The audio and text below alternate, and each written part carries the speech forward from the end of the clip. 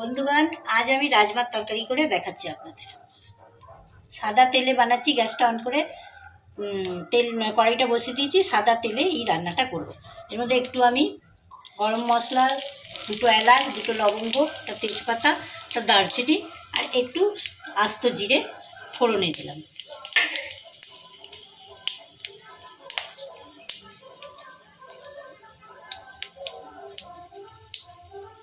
এরপর আমি পেঁয়াজটা ছোটো ছোটো করে কেটে ওই পেঁয়াজটা দিলাম।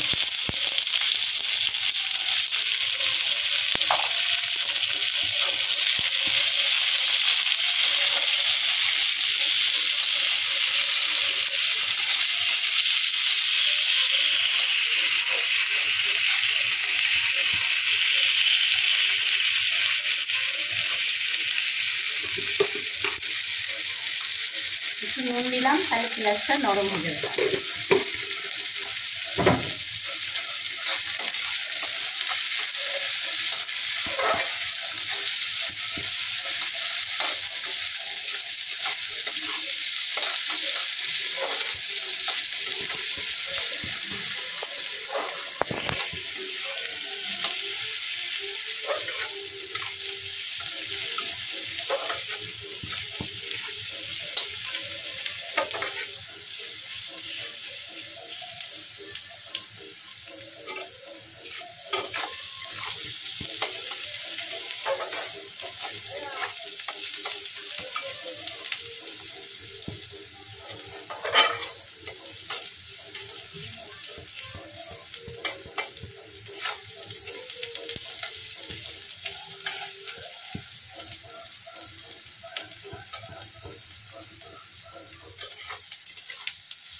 পেঁয়াজটা একটু লাল লাল করে ভেজে নেব।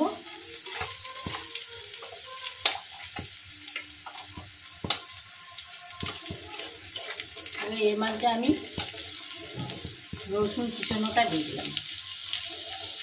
রসুন কুচানোটা দিয়ে 1-2 মিনিট একটু ভাজা ভাজা করে তারপর আমি আদা কুচো আর এই কাঁচা লঙ্কা কুচোটা দিয়ে দিলাম।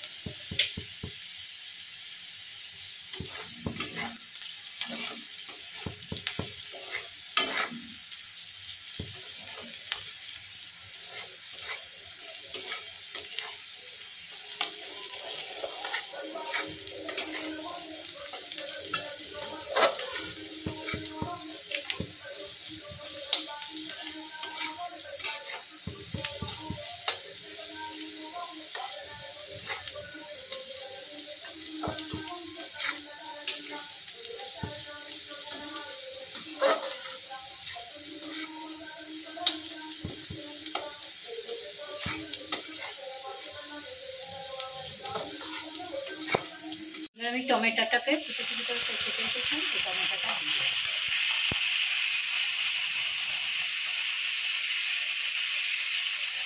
এর মধ্যে গুঁড়ো মশলাগুলো বাকি দিয়ে দিচ্ছি। লঙ্কা গুঁড়ো, হলুদ গুঁড়ো, জিরে গুঁড়ো, ধনে গুঁড়ো, স্বাদ মতো নুন আর একটু মিষ্টি একসাথে দিয়ে দিচ্ছি।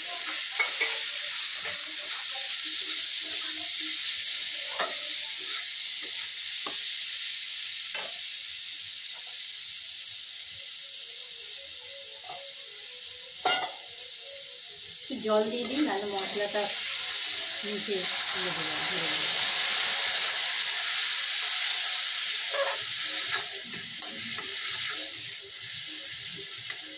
জলটা দিয়ে আমি 2 মিনিট একটু ঢাকা দিয়ে দেবো, যাতে টমেটোগুলো ভালো মতো গলে যাবে।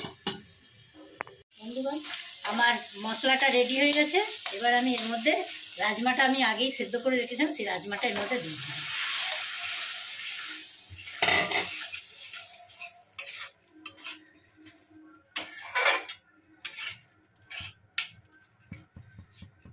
অল্প করে জল দিয়ে দিই।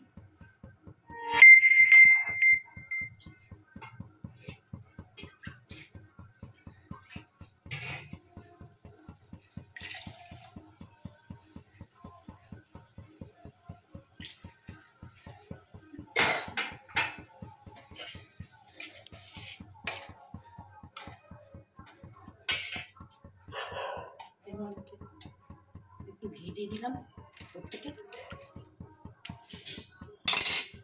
এবার ঢাকা দিয়ে 5 মিনিট পর আপনাদের দেখাচ্ছি। মোটামুটি হয়ে গেছে। আমি এর মধ্যে খানিকটা ধনে পাতা দিয়ে দিচ্ছি।